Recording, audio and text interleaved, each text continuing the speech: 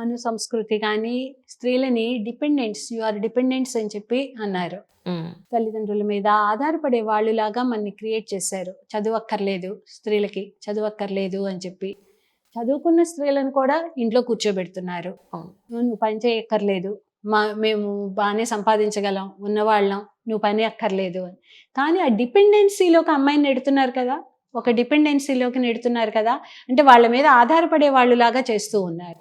చేస్తూ ఉండే అమ్మాయికి గతి లేకుండా రేపు ఏదైనా అయిపోయిందా, ఏదైనా ఇబ్బందులు వచ్చి విడాకులు తీసుకున్న పరిస్థితులు మళ్ళీ ఆ అమ్మాయి ఏమి సంపాదించుకోలేని ఉద్యోగం చేసే అమ్మాయిల్ని ఉద్యోగాలు మాన్పించి ఇళ్లలో కూర్చోబెడుతున్నారు. ఇప్పుడు కాలం మారుతూ ఉంది కొంచెం. అలా గ్రాడ్యువల్ గా ఒకప్పుడు చదివే వద్దు, అసలు చదవక్కర్లేదు, పెళ్ళయ్యాక చదువులు చదివించాలా అనుకుని అడ్డాలు పెట్టిన వాళ్ళు ఉన్నారు. ఆ తర్వాత ఉద్యోగాలు మాన్పిస్తాం అన్న కాలము వచ్చింది. ఇప్పుడు ఉద్యోగాలు ఉంటేనే వెంటబడి మరీ చేసుకుంటున్నారు. ఉద్యోగాలు ఉంటేనే అది ఎడిషనల్ సంపాదన, ఇప్పుడు అలవాటు పడిపోయారు దానికి. ఇప్పుడు ఆ సంపాదన మీద కాకపోతే దాని మీద కంట్రోల్ మాకు కావాలంటారు. ఆ సంపాదన మీద కంట్రోల్ మా దగ్గర ఉన్నదా లేదా అని చెప్పి మళ్ళీ మనమే అడగాలి. మళ్ళీ అది అమ్మాయి కంట్రోల్ తీసుకుంటే మళ్ళీ అక్కడ రిఫ్ట్లు మొదలైపోతాయి, గొడవలు మొదలవుతాయి వాళ్ళ మధ్య. అన్నిట్లోనూ అమ్మాయికి ఇండిపెండెన్స్ లేకుండా డిపెండెంట్ గా ఉండాలి అంటారు. ఒక పక్క ఉద్యోగం చేస్తున్నా ఇంట్లో పని నువ్వే చెయ్యాలి అంటారు. ఇంట్లో పని అంతా అమ్మాయిదే బాధ్యత అని. ఇవన్నీ మనం గృహిణి బాధ్యతలు, పెద్దవాళ్ళ బాధ్యతలు ఇవన్నీ మీవే కదా అని చెప్పి నెట్టేస్తూ ఉంటారు. వీళ్ళేం బాధ్యత తీసుకుంటున్నారు? నాకు ప్రతిదీ క్వశ్చన్. పెళ్లి చేసుకున్నాక బరువు బాధ్యతలు ఇద్దరు ఈక్వల్ గా పంచుకోవాలి కదా. ఆ పంచుకోకుండా ఎక్కువ శాతం అమ్మాయి మీద పడుతుంది. 90% అమ్మాయి మీదే పడుతుంది. అదే కొంచెం కొంచెం మారుతుంది పరిస్థితి. ఇదివరకటి అంత ఘోరంగా లేదు, కొంచెం కొంచెం సహాయం చేస్తున్నారు పురుషులు వాళ్ళు కూడా పిల్లల్ని పెంచడాల్లో వాటిల్లో. కానీ ఈ సహాయము ఇంకా చాలటం లేదు.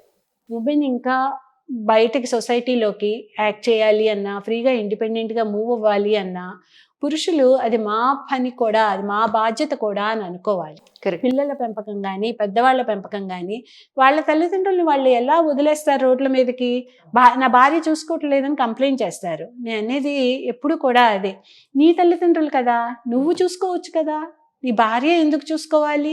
అమ్మాయి వేరే వాళ్ళ పిల్ల వచ్చి మీ తల్లిదండ్రుల్ని చూసుకోవటం కష్టం. వాళ్ళ అమ్మాయి పట్ల అంత ప్రేమ చూయించి ఉండకపోవచ్చు, ఆ అమ్మాయికి అటు రెసిప్రోకల్ గా అంత ఉండటానికి. కానీ నువ్వు కదా కన్నవాడివి, నీకుండాలి కదా బాధ్యత. ఆ బాధ్యత నువ్వెందుకు తీసుకోవట్లేదు అని.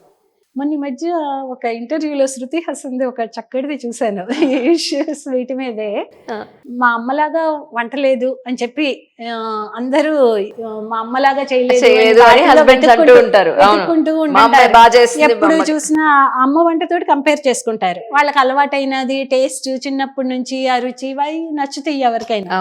అందుకని అమ్మ టేస్ట్ కోసం అని చెప్పి ఎదురు చూస్తూ ఉంటారు. భార్య ఎన్ని రకాలుగా ఎన్ని చేసినా వాళ్ళకి నచ్చినప్పుడు శృతి హాసన్ ఒక మాట అంది, మీ అమ్మలాగా నువ్వు చెయ్యాలి కదా, నువ్వు కదా నేర్చుకోవాల్సింది, నేను ఎందుకు మీ అమ్మలాగా ఎలా చేయగలుగుతాను, నేను మా అమ్మలాగా చేయగలుగుతాను. అంతకాలం ఆ ఇంట్లో పెరిగాను కాబట్టి నేను మా అమ్మ దగ్గర నుంచి నేర్చుకొని మా అమ్మలాగా నేను చేయగలుగుతాను.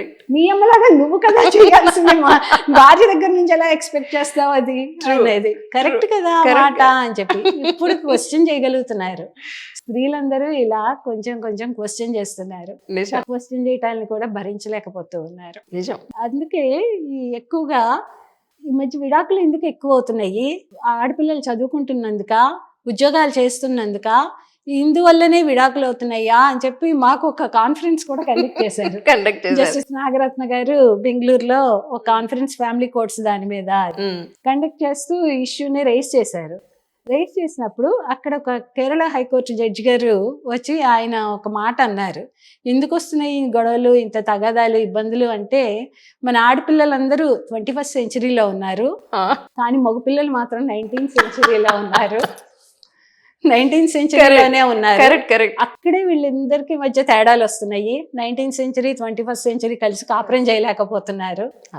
అన్లెస్ వీళ్ళు కూడా అక్కడికి రావాలి, మగపిల్లలు కూడా వాళ్ళ ఆలోచన విధానం మార్చుకొని 21st సెంచరీలోకి వెళ్తే కానీ కాపురాలు అన్నవి సక్రమంగా జరగవు, విడాకులు ఎక్కువ అవుతూ ఉన్నాయి. వీళ్ళు ఆడపిల్లల్ని వెనక్కి తీసుకెళ్దామని ట్రై చేస్తున్నారు 19th సెంచరీలోకి. కానీ అది సాధ్యం కాదు, వాళ్ళే ముందుకు రావాలి.